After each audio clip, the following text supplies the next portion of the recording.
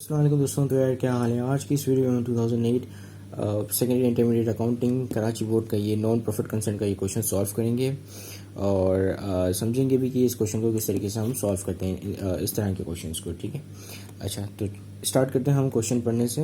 अब लिखा हुआ है the following is the summary of receipts and payments of Muna Ramzan welfare society. The year ended December 31st 2017। December 31st को हमारे पास कुछ समरी है इनके रिसिप्ट्स और पेमेंट्स की, यानी कि जहाँ जहाँ जगहों पर इन लोगों ने जो पेमेंट्स किए उनकी और जहाँ जहाँ से उनको रिसिप्ट्स हुए यानी कि पैसे मिले हैं उनकी हमारे पास यहाँ पे कुछ ये समरी है। ठीक है, जहाँ पे लिखा है कि कैश का ओपनिंग बैलेंस है 40,850। ठीक है, ये रिसिप्ट नहीं मतलब मिला नहीं है, लेकिन ये जो है ओपनिंग बैलेंस है इनके पास कैश, यानी कि इतने रुपये का इन लोगों के पास ऑलरेडी पड़ा हुआ था।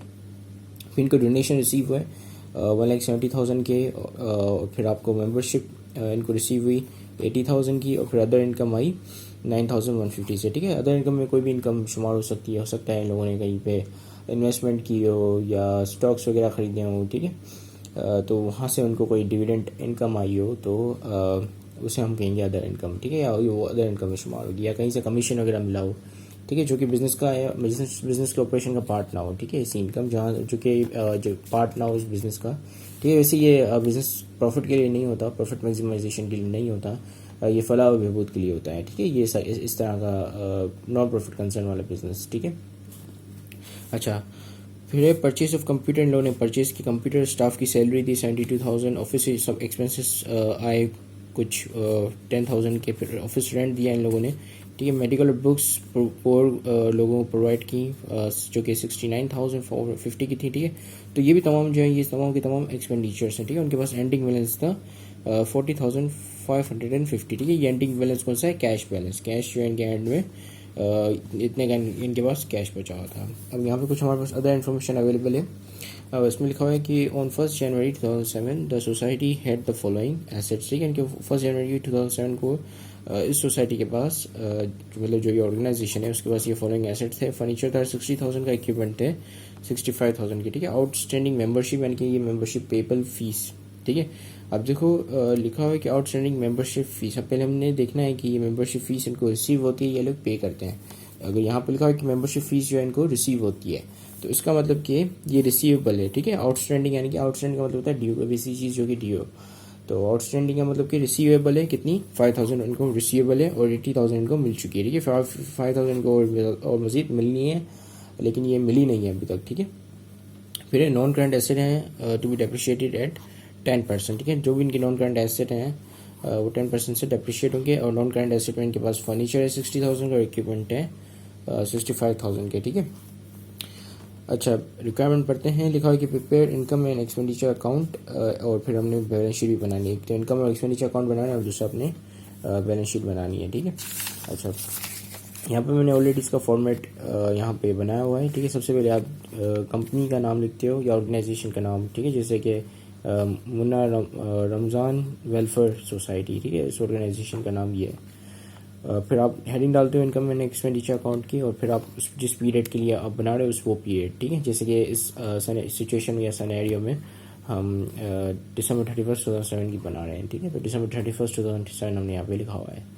अच्छा अब हम चलते हैं हमारे तमाम पेमेंट की साइड पे। जितनी पेमेंट की साइड है मतलब जितने पेमेंट्स होते हैं वो आपके जो एक्सपेंडिचर साइड पे रिकॉर्ड होते हैं, लेकिन यहाँ पे आपने देखना होता है कि आपके ये सिर्फ या तो फिर एक्सपेंडिचर हो या तो फिर आपकी रेवेन्यू हो। ठीक है, और अगर आपकी ये लायबिलिटी है या आपका ये एसेट है तो वो आप रिकॉर्ड नहीं करते हो। ठीक है, यहाँ पे क्योंकि ये जो है ये जो है अपना इनकम और एक्सपेंडिचर अकाउंट का आइटम नहीं होता, बल्कि ये बैलेंस शीट का आइटम होता है। ठीक है, एसेट्स लायबिलिटीज़ और कैपिटल ये बैलेंस शीट के आइटम होते हैं।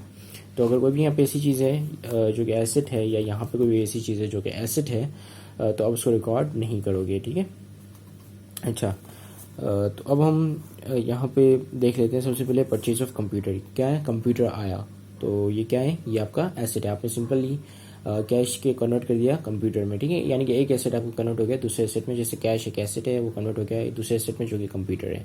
तो ये जो है ये ट्रांजेक्शन आप रिकॉर्ड नहीं करोगे, because this is not your expenditure. ठीक है, एक्सपेंडिचर वो चीज़ होती है जो कि आपके यहाँ से जा चुकी होती है। ठीक है, आपको कोई कन्वर्ट होकर आपको इन रिटर्न कोई बेनिफिट नहीं मिल रहा होता। ठीक है, अनटिल आप सर्विसेज वगैरह ना लो तो, ठीक है। तो ये आपका जो है ये तो एसेट, एक एसेट कन्वर्ट हो गया दूसरा एसेट में। दूसरा आपके पास है स्टाफ सैलरी, ठीक है। ये क्या है, ये चीज़ आपने सर्विसेज ली अपने स्टाफ की, ठीक है, और फिर आपने उनको सैलरीज दे दी, तो ये आपका एक्सपेंडिचर हो गया, ठीक है। तो ये एक्सपेंडिचर कितना है, 72,000 का, ठीक है। लेकिन आप यहाँ पे आप देखोगे कि स्टाफ सैलरी की रिगार्डिंग आपके पास कोई अदर इन्फॉर्मेशन तो अवेलेबल नहीं।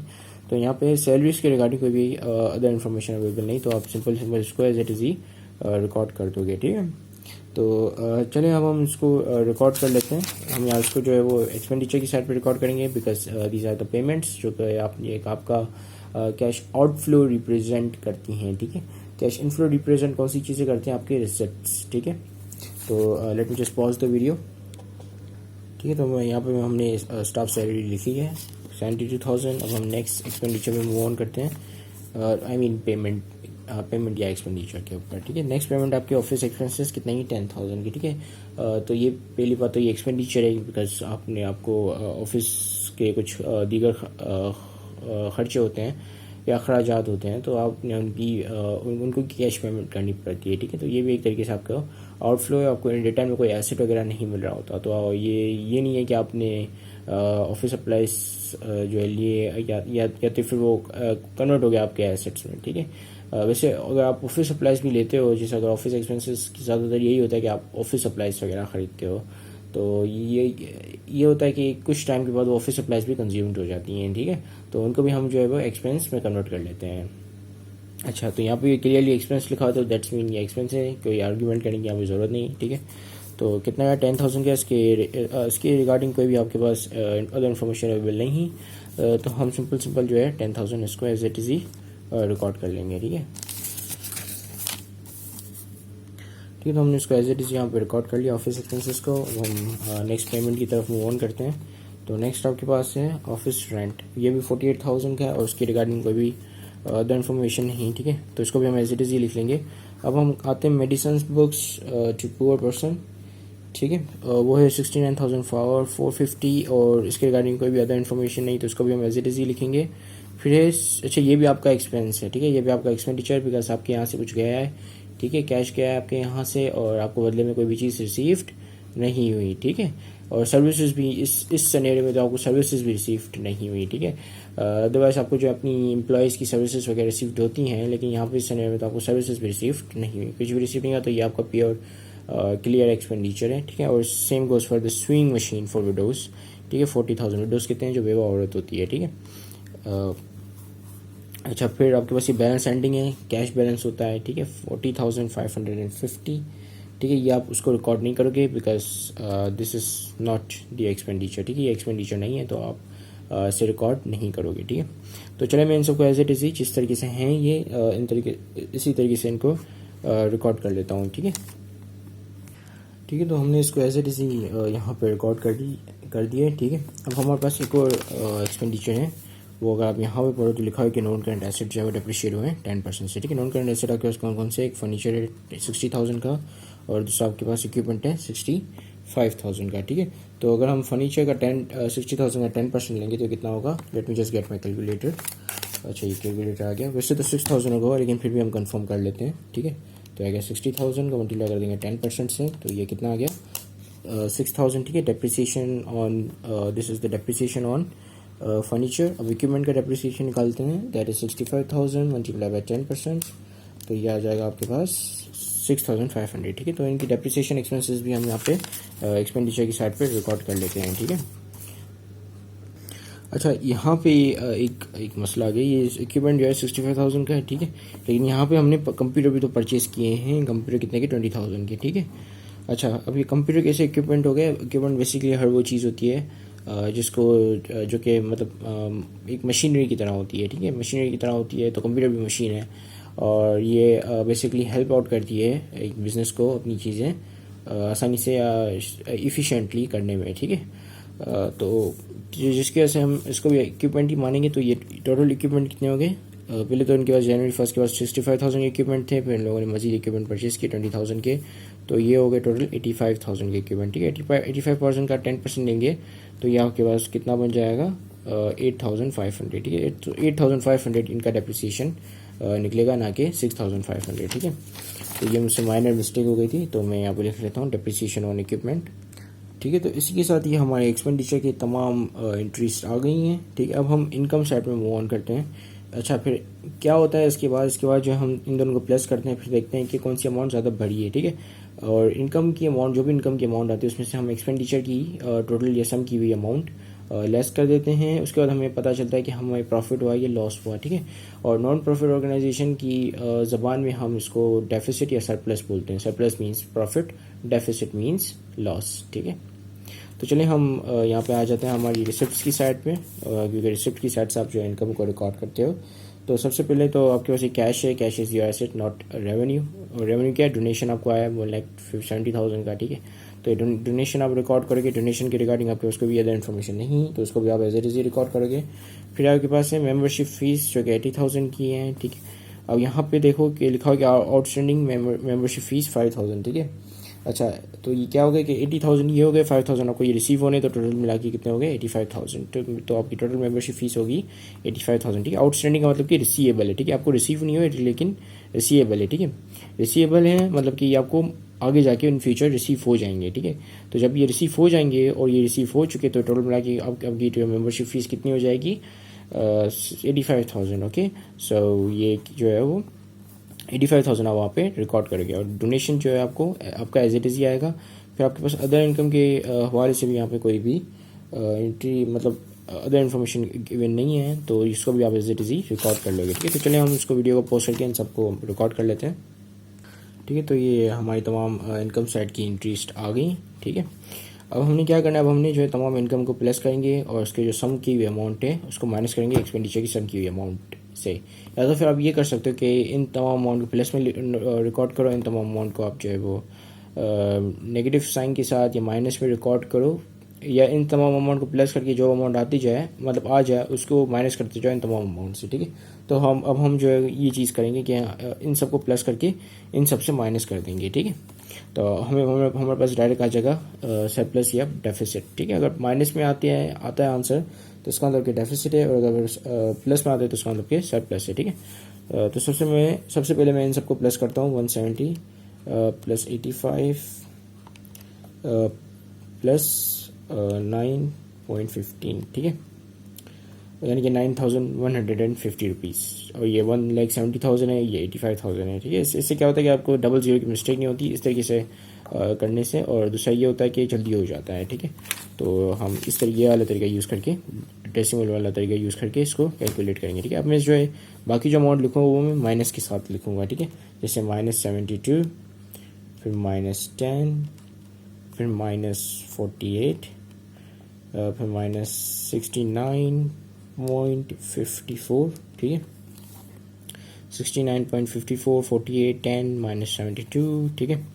और फिर -40 और देन अगेन -6,000, यानी सिर्फ 6 -8.5, ठीक है। तो ये आ गई आपकी तमाम अमाउंट्स, ठीक है। अब हम इसे सम करते हैं या इक्वल टू का बटन दबाते हैं। तो अच्छा, ये जब इस तरीके से डेसिमल में आंसर, तो ये वाला बटन दबाओगे तो ये सही हो जाएगा, ठीक है। जैसे यहाँ पे आ रहा है 10,200, ठीक है। सो 10,200 ये प्लस में है, तो इसका मतलब कि सरप्लस हुआ है, ठीक है। तो यहाँ पे हम सरप्लस रिकॉर्ड करते हैं। सरप्लस जो एक्सपेंडिचर की साइड पे रिकॉर्ड होता है, डेफिसिट इनकम की साइड पे रिकॉर्ड होता है, ताकि ये दोनों बैलेंस हो जाएं, ठीक है। क्योंकि डिफरेंस, इन दोनों का डिफरेंस सरप्लस या डेफिसिट ही होता है, ठीक है। तो यहाँ पे हम सरप्लस रिकॉर्ड कर लेते हैं, ठीक है। कितने का, 10,200 का, ठीक है। तो अब हम क्या करेंगे कि इनकम की तमाम साइड को प्लस कर देंगे, क्योंकि इसका टोटल, इसका भी टोटल होगा, ठीक है। So let me just add this all, ठीक है। 170 प्लस 85 प्लस 9.15, तो ये आपके पास आ गया 2,64,150 रुपीज़, ठीक है। तो ये दोनों साइड में हम रिकॉर्ड कर लेंगे 2,64,000, ठीक है। इस तरीके से लाइनें खींच के, अच्छा ये आप जो है प्रॉपरली लाइनें खींचिएगा, ठीक है। क्योंकि मैं तो मतलब वीडियो बनाने के मकसद से कर रहा हूँ, तो रफ में कर रहा हूँ, ठीक है। तो ये आ गया 2 लाख। अच्छा, ये सम क्या और टोटल है, ठीक है। 2,64,150, ठीक है। दोनों साइड पे इसको हम लिख लेते हैं टोटल, यहाँ पे भी लिख लेते हैं टोटल, ठीक है। और यहाँ पे जो आपकी एक्सपेंडिचर और इनकम अकाउंट बन चुका है। अब हम आ जाते हैं हमारी बैलेंस शीट पे। बैलेंस शीट में आपको जैसे पता है कि आप एसेट्स लायबिलिटीज़ और कैपिटली रिकॉर्ड करते हो, ठीक है। तो यहाँ पे हम सबसे पहले निकलते हैं और ढूंढते हैं हमारे एसेट्स को, ठीक है। तो सबसे पहले आपके पास एक कैश का एसेट, ठीक है, 40,850 रुपीज़ का। और फिर आपके पास जो है एसेट में आपके पास फर्नीचर है और इक्विपमेंट्स हैं। अच्छा, इन सब के अलावा भी आपके पास एक और एसेट है, वो है रिसीवेबल, ठीक है। आपके रिसीवेबल्स, अकाउंट रिसीवेबल्स जैसे होते हैं, और यहाँ पे रिसीवेबल क्या है, मेंबरशिप फीस कितने की, 5,000 की। तो ये भी आपका एसेट है 5,000, ठीक है, क्योंकि अभी तक रिसीव नहीं हुआ, ये रिसीवेबल है। आपको पता है कि रिसीवेबल्स आपके एसेट्स होते हैं, ठीक है। तो ये भी हम रिकॉर्ड करेंगे। तो सबसे पहले हम कैश को रिकॉर्ड कर लेते हैं हमारी एसेट्स की साइड पे। तो ये आ गया हमारा कैश 40,550। अच्छा, सबसे पहले हम जो है करंट एसेट रिकॉर्ड कर रहे हैं, ठीक है। करंट एसेट वो एसेट्स होते हैं, अगर आपको नहीं पता है तो करंट एसेट वो एसेट है जो कि विद इन 1 ईयर आप जो इसको या तो कन्वर्ट कर लेते हो या तो फिर आप निकाल देते हो अपनी बैलेंस शीट से, ठीक है। और नॉन करंट एसेट वो एसेट होता है जो कि 1 साल से ज़्यादा अरसे तक आपके पास रहता है, ठीक है। तो वो नॉन करंट एसेट होता है, उसको आप जो है वो फिक्स्ड एसेट भी बोलते हो, ठीक है। अच्छा, अब हम आ जाते हैं आपकी दूसरा आपके पास करंट एसेट कौन सा है, मेंबरशिप रिसीवेबल, ठीक है। मेंबरशिप रिसीवेबल कितनी है, 5,000 की। तो अब इसको भी रिकॉर्ड कर लेते हैं करंट एसेट में। अच्छा, मैं हेडिंग नहीं डाल रहा हूँ, मैं डायरेक्ट लिख रहा हूँ, ठीक है, क्योंकि मेरे पास स्पेस नहीं है इतनी। किसकी हेडिंग नहीं डाल रहा मैं, करंट और नॉन करंट की हेडिंग, ठीक है, मैं डायरेक्ट कर रहा हूँ। अच्छा, तो आपके यहाँ पे रिसीवेबल्स आ गए 5,000 की, जो कि मेंबरशिप फीस रिसीवेबल है 5,000 की। अब इसके अलावा आपके पास कोई भी करंट एसेट यहाँ पे नहीं है, तो हम जो है डायरेक्ट चले जाते हैं नॉन करंट पे। नॉन करंट आपके पास एक फर्नीचर है, दूसरा इक्विपमेंट है। इक्विपमेंट कितने का रिकॉर्ड करोगे, 65 का नहीं करके बल्कि 20,000, यहाँ पे भी कंप्यूटर भी आया हुआ है, तो ये 85,000 का आप इक्विपमेंट रिकॉर्ड करोगे, ठीक है, जैसा कि मैंने आपको बताया था। तो चलिए हम फर्नीचर को रिकॉर्ड करते हैं, और ये जो अपनी डेप्रिशिएटेड अमाउंट के साथ रिकॉर्ड होगा, यानी कि आप इसमें से डेप्रिसिएशन एक्सपेंस भी लेस करके फिर रिकॉर्ड करोगे। तो मैं यूजुअली क्या करता, अच्छा मैंने अमाउंट मैंने यहाँ लिखनी थी, मैंने गलती से यहाँ लिख ली, तो इसको हम यहाँ लिख लेते हैं काट के। फिर दूसरा 5,000 इसको काट देते हैं। अब फर्नीचर हमारे पास आ जाता है, ठीक है। एक है फर्नीचर कितने का, 60,000 का, ठीक है।